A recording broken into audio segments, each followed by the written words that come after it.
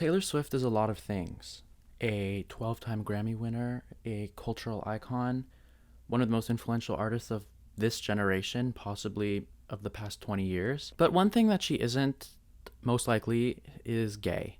And that's something that I've seen get discussed a lot recently. Given that I'm a member of, her fan base, I'd say that it's not uncommon to see this sort of discourse keep continuing for the past, I don't know, 5 years, maybe more. Today, that's what we're here to talk about because I recently stumbled upon an article in the New York Times called Look What We Made Taylor Swift Do. Fun little play on Reputation. You can see the poster back there. And yeah, this article is terrible. It's surprising that the New York Times would publish this. And I love how they so clearly state that it's an opinion guest essay. Disclaimer, it does not reflect our opinion. But you know what, it does a little bit because they chose to platform whoever wrote this article, Anna Marks. And yeah, today I'm just going to go through it a little bit and just speak a little bit about what I think about this article and with a little bit of context on why this is somewhat problematic and where exactly it is problematic. The beginning of the article pretty much just talks a lot about homophobia in country music, which is obviously very apparent. It mentions that Maren Morris has recently stepped away from country music, citing the fact that there is homophobia in the industry and now she wants to shift. And basically it uses the guise of this contextual background of homophobia in country music to already presuppose that there is some innate queerness about Taylor Swift that just had to be repressed. And this is a recurring theme that I think occurs with a lot of celebrities, but I've noticed it especially now with Taylor, especially in the past couple years, as her fan base has exploded. There are more people who are, getting more curious and like to be little detectives. And as this article goes on to mention, Taylor does leave a lot of Easter eggs for things in her discography, which maybe have encouraged people to read into things that aren't meant to be read into or to misconstrue certain aspects of her life as an Easter egg or any little thing as an Easter egg. So that's the first half of the article. It gives a lot of context on country music and the culture of homophobia surrounding it and tries to integrate Taylor Swift in her early years, like in her Fearless debut eras, we'll say mid-2000s, even late 2000s, into the early 2010s, and sort of contextualize her being a part of this genre and therefore having to obey the cultural and societal, stigmatization that definitely does exist. But I think the first issue with this article is that it places her already, it sort of places queerness onto her now as a pop artist who is more accepting of queer culture and who has spoken out and is an ally to the LGBTQ community. Now that she is advocating for this, we can somehow go back in time, use and explain why she's only advocating for it now, and then use that as a reason to presuppose that she is gay. And I'm not being dramatic. I mean, later in the article, once we start getting into, context about the Lover, after the Lover era, which if you don't know, was an era, 2019, you could say, where Taylor Swift began expressing more political opinions. She definitely was a greater advocate for the LGBTQ community. She was an advocate for many minorities in that era, and she was outspoken about her personal views. But back to the article, the issue is that it uses this outspokenness in the Lover era as evidence for Taylor being gay or for Taylor being queer. That somehow is construed as concrete evidence of Taylor's queerness, which, is problematic for many reasons. But the important thing to remember is that Taylor has already spoken out about this. When Taylor, re-released one of her most successful albums, 1989, Taylor's version, she released it with a prologue. In that prologue, Taylor is very, very open about this very issue on her sexuality. For context, prior to the 1989 era, there was lots of speculation about Taylor Swift and lots of attention on her and her love life. This, was involved tabloid articles involving the likes of Jake Gyllenhaal, Joe Jonas, Taylor Lautner, etc. We can keep talking about it, but not important. What is important is that the context of her dating life being almost exacerbated by the media, being overplayed by the media, and being magnifying in on a perfectly normal dating experience for a young woman in her 20s, but treating it as inappropriate and treating her as inappropriate. So going into this 1989 era, in 2014, Taylor tried to take on a little bit of a new image and tried to own a little bit more of her young adulthood and her femininity.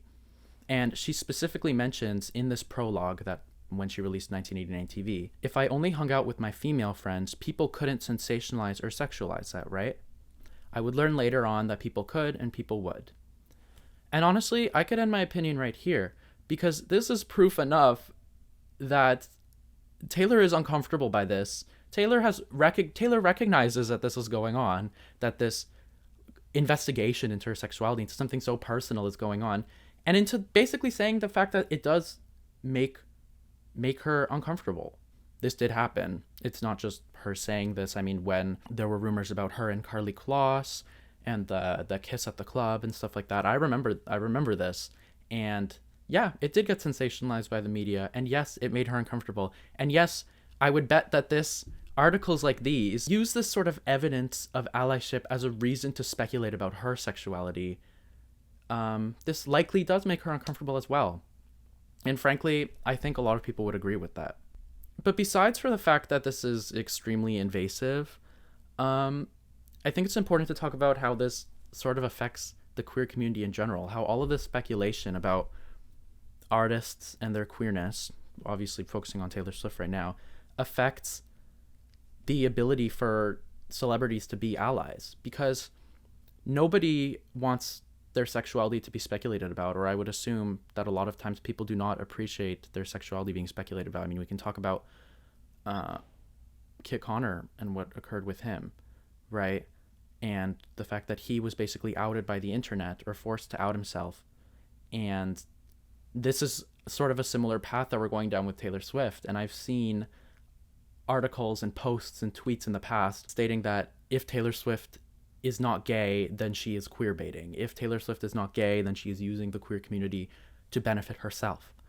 And it's sort of this narrative about co-opting allyship that is very problematic, because it disincentivizes celebrities to be allies to the queer community.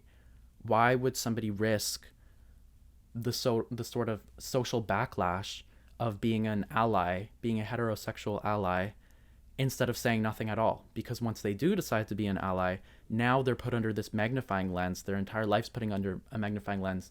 They are accused of using the queer community to benefit themselves. It's these articles like these that play into a sort of problematic narrative that allyship is inherently only to benefit oneself, or an ally is just a closeted straight person. Projecting this narrative onto Taylor Swift is frankly extremely invasive and unfair.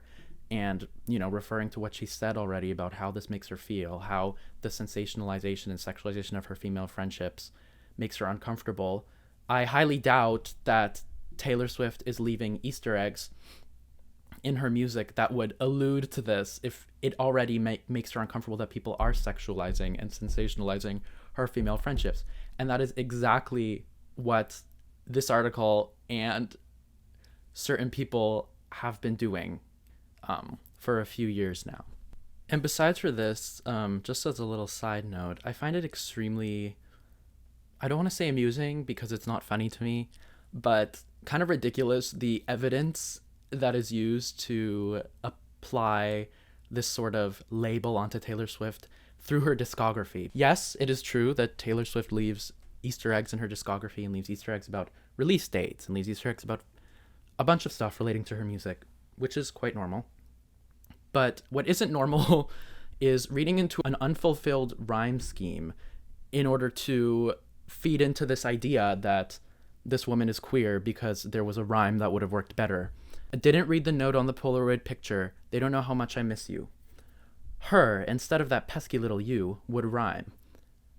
That's not evidence. That is called confirmation bias.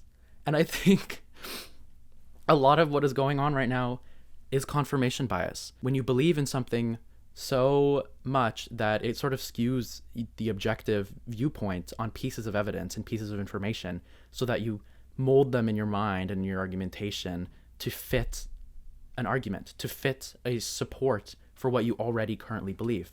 And that is not the best way to objectively observe evidence.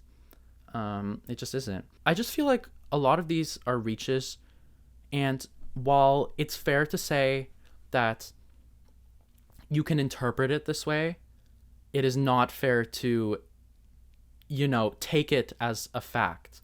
And that's what's so beautiful about music, I think. And I think Taylor does recognize this. This is important. I think she does recognize that she does speak to the queer community because her music can be interpreted in many different ways. Queer experiences sometimes overlap with heterosexual experiences, or sometimes specific heterosexual experiences or experiences in her own life may apply more so to queer relationships. And I think that that's extremely important. That's an extremely beautiful thing. But again, it is not fair to apply a label onto her because of an interpretation of an experience that you must assume now is evidence of somebody's queerness.